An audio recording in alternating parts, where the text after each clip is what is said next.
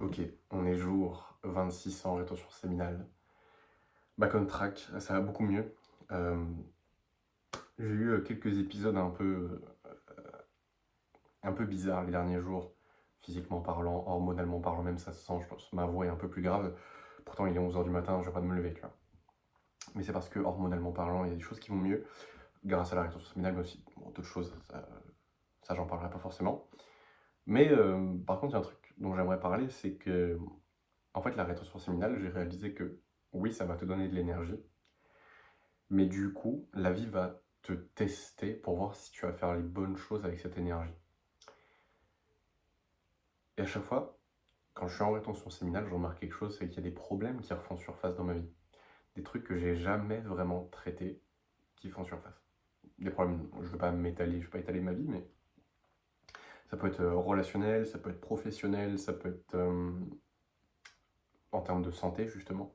Des choses qui refont surface parce que c'est un peu comme si l'univers, c'est un peu bizarre à expliquer comme ça, mais c'est un peu comme si l'univers savait que tu avais l'énergie pour. Du coup, il faisait faire refaire surface ces problèmes-là pour que tu ailles les traiter à la racine. Et généralement, quand tu n'arrives pas à tenir ta rétention séminale, c'est que la charge émotionnelle liée aux problèmes qui refont surface parfois est trop forte. Et inconsciemment, ton corps, ton système nerveux va relapse parce que tu n'es pas capable de supporter la pression. La charge émotionnelle, entre guillemets. Et c'est vraiment un des trucs que j'ai réalisé récemment. Il y a des choses sur lesquelles je dois travailler. Par exemple, poser plus de limites, mettre plus de clarté. euh, dans mes relations, côté professionnel aussi, il y a des choses. Et maintenant, j'ai l'énergie pour le faire. Il y a des choses que je n'arrivais pas à faire avant, que je sais que j'ai l'énergie pour faire maintenant, et qui du coup vont me faire évoluer. Et c'est un peu pareil pour tous les gars qui vont faire de la rétention séminale. Ils vont progresser, ils vont réussir à résister aux premières tentations. Puis il va leur arriver quelque chose dans la vie. Et ils vont pas être capables de supporter la charge émotionnelle. Et pour anesthésier ton amygdale, tu vas aller te branler. C'est ce qui s'appelle la post-nut clarity. Euh, en fait, c'est quand tu t'as fait complètement taire, entre guillemets, ton amygdale avec la prolactine et les hormones. C'est là où tu as la post-nut clarity, il n'y a plus que ton cortex préfrontal et ta partie euh, plus que le néocortex qui te parle, donc la partie la plus récente de ton cerveau. Et donc c'est ce qui t'arrive à la post-nut clarity, c'est quand tu as fait taire cette amygdale qui est ta partie plus archaïque, plus ancienne, celle qui est responsable plus du côté pulsion, de la peur, des émotions, etc. Quand tu fais taire cette partie, bah, tu te rends compte de ce que sont vraiment les choses, donc c'est la post-nut clarity. Et en fait, généralement, tu vas relapse parce que tu n'arrives plus à supporter, entre guillemets, le dialogue interne que tu as entre ton amygdale et ton cortex préfrontal, entre guillemets. Je sais que c'est pas, scientifiquement, c'est pas exactement ça, mais c'est pour que tu puisses comprendre. Et comme tu supportes plus ce dialogue, cette contradiction, à la fois tu sais que tu fais les bonnes choses, mais à la fois c'est difficile et émotionnellement, voilà, tu as envie de réconfort. Bah, beaucoup vont craquer en fait, alors que pourtant ils ont l'énergie pour ça, ils ont l'énergie justement pour aller traiter ce problème en fait, pour aller résoudre ce problème qui est là depuis trop longtemps. Et donc, moi par exemple, je sais que récemment j'ai eu deux choses qui ont refait surface, c'est quelque chose de relationnel et quelque chose d'un point de vue santé. Je peux pas dire encore exactement quoi, mais ça a refait surface. Et à ce moment-là, c'est pile poil à ce moment-là où je me suis dit, peut-être ah mais en fait vas-y, j'ai envie de relapse et tout. Et j'ai commencé à avoir ces pensées parce que je voulais anesthésier les ressentis que j'avais sur le moment, que j'avais refoulés depuis longtemps. Des choses que j'avais pas ressenties à 100%, des émotions que je voulais pas accepter. Et donc souvent, mon mécanisme avant pour gérer ces trucs-là, c'était plaisir instantané, se branler, etc. Sauf que maintenant, j'ai plus ces plaisirs instantanés parce que je fais de la rétention séminale, mais également je suis en détox de dopamine. C'est-à-dire, grosso modo, ça fait 2 mois et demi que j'ai pas les réseaux. mois et demi que je regarde pas de divertissement, que je mange pas de malbouffe, que,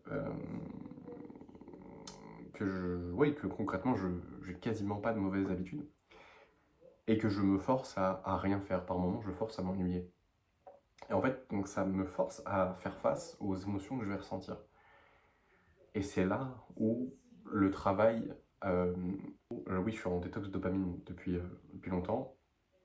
Et maintenant, en fait, j'ai plus le choix que de vivre les émotions que je vis sur le moment. En fait, je n'ai pas de mécanisme de cope. Et même les moments où je me rends compte que j'ai envie de me distraire, donc c'est souvent les moments où voilà, par exemple, je me sens mal, ou j'ai quelque chose auquel j'ai pas pensé depuis un moment et qu'il fallait que je pense, ou quelque chose qu'il fallait que je fasse mais que je suis pas en train de faire, et ben je vais le sentir en fait. Mon inconscient va faire en sorte que je vais chercher des distractions. Et souvent, je m'en rends compte que je cherche des distractions. Et si je cherche des distractions, à chaque fois, je me dis, ok, il y a quelque chose que je suis en train d'éviter. Alors, factuellement, c'est l'ennui, mais ok, qu'est-ce qu'il y a dans cet ennui en fait? Qu'est-ce que je vais trouver? Et souvent, c'est une pensée, euh, souvent, c'est quelque chose que j'évite, souvent, c'est quelque chose que je devrais faire, mais que je ne suis pas en train de faire. Donc, parfois, ça peut être tout con, ça peut être envoyer un message, ça peut être faire une annonce, ça peut être faire une tâche particulière dans mon business. Bref, tout ça pour dire que euh,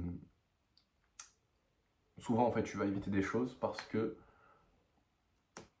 ça serait inconfortable d'y penser et que bah, si tu y penses, tu vas forcément finir par agir. Tu peux pas constamment ressentir une émotion négative vis-à-vis d'une pensée, avoir constamment cette pensée et ne pas agir dessus. C'est pas possible. Parce que ton corps, le corps humain, le cerveau humain est fait pour éviter la douleur. Donc c'est soit tu anesthésies la douleur, c'est-à-dire tu la caches, tu t'anesthésies avec du divertissement, tu te distrais, soit bah, tu agis sur cette douleur, c'est-à-dire tu fais la chose nécessaire qui va créer le changement te permettant de ne plus ressentir cette douleur. Et comment est-ce que je le sais? Bah, j'ai fait énormément de ventes pour mes propres business. Et dans la vente, l'une des premières choses que tu apprends, c'est que bah, les gens veulent éviter la douleur. Et donc c'est valable pour toi en fait. C'est valable pour toi. Et c'est valable pour moi aussi, je veux dire. Mais d'un point de vue dans la vente, bah, si le mec a un problème, bah, factuellement, tu peux lui vendre quelque chose puisque c'est douloureux. Maintenant, s'il n'a pas de problème, tu peux rien lui vendre. Et donc, ce qui t'empêche d'agir aujourd'hui, c'est que tu anesthésies cette douleur au lieu d'agir sur cette douleur pour ne plus l'avoir, pour de bon. Et, fais-moi confiance dans le sens où c'est vraiment ça. Je suis arrivé à un point de compréhension de la psychologie humaine où je sais que c'est ça, et plus j'avance et plus ces principes se confirment. Donc fais-moi confiance par rapport à ça. Et récemment, j'ai essayé quelque chose, parce que j'ai eu un appel avec un mec qui s'appelle Paul, d'ailleurs Paul, si tu passes par là, c'est un plaisir. Je suis en appel avec lui. Il a réservé un appel avec le premier en description. Voilà, il voulait me parler justement de c'était quoi les tactiques qu'il pouvait mettre en place concrètement pour voilà, pas constamment relapse au jour 7, 10, 12, pour voir potentiellement ce qui peut se passer après pour lui, etc.